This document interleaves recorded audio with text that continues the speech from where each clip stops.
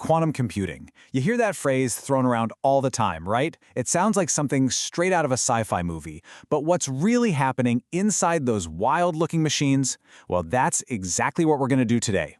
Let's cut through the hype and get to the incredible reality of quantum processing units.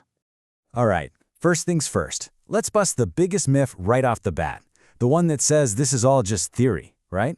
Something that's decades and decades away in the future. You see this all the time. On one hand, you've got this sci-fi dream, but on the other, that's the engineering reality of today. For so long, we thought of quantum computers as just scribbles on a whiteboard. But look, QPUs are not science fiction anymore. They are real, working machines in labs right now.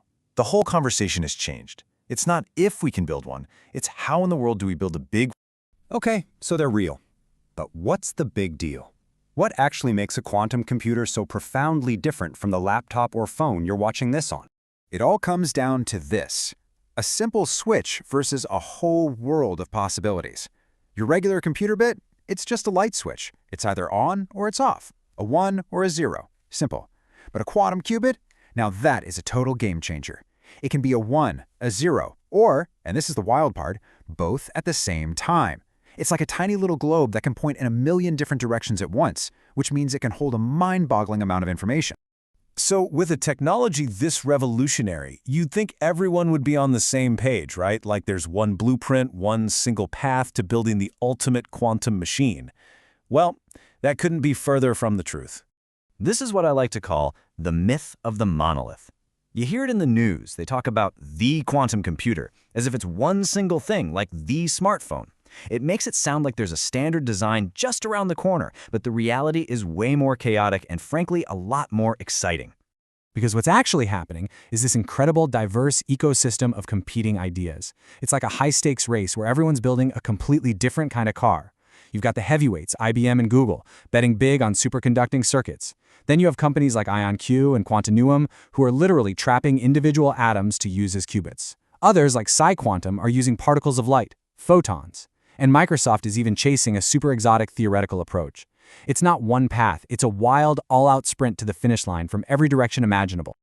So with all these brilliant people and all this competition, why don't we have quantum processors in our phones yet? It's a fair question. And the answer is, well, harnessing the quantum world means facing some of the biggest engineering challenges humanity has ever taken on. See, this isn't like the old days of silicon chips, where the name of the game was just make it smaller. No, this is a straight-up battle against physics itself. It really comes down to 3 huge hurdles: the crazy environments they need, how unbelievably fragile these qubits are, and the sheer mind-bending problem of scaling it all up. Let's start with the environment. Let's talk about cold. I don't mean Antarctica cold. We are talking colder than the vacuum of deep space.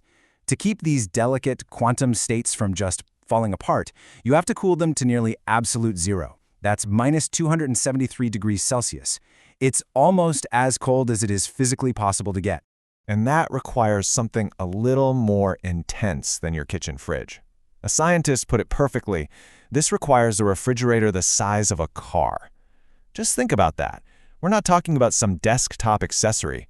We're talking about a massive, car-sized piece of industrial hardware just to keep the computer running. Then there's the fragility.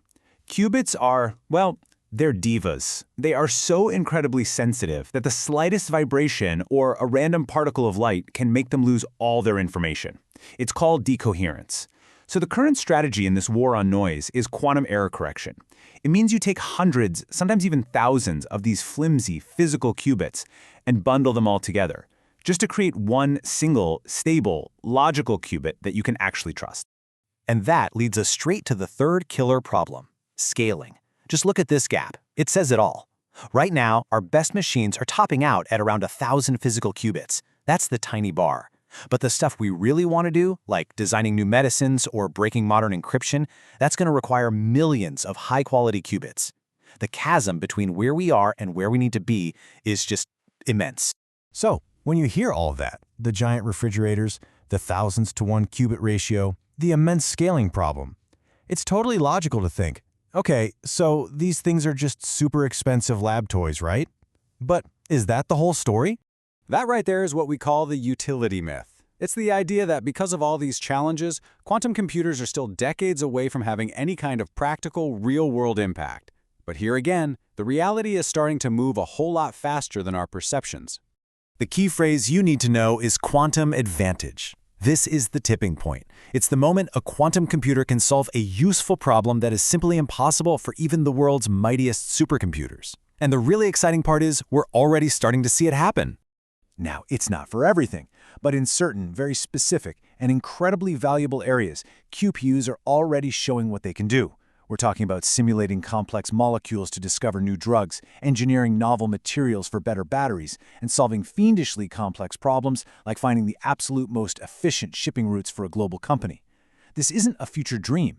It's happening now. So, the crucial point is this. The story of the quantum processing unit isn't about a single invention patiently waiting to be perfected in a lab. It's a story of a global race.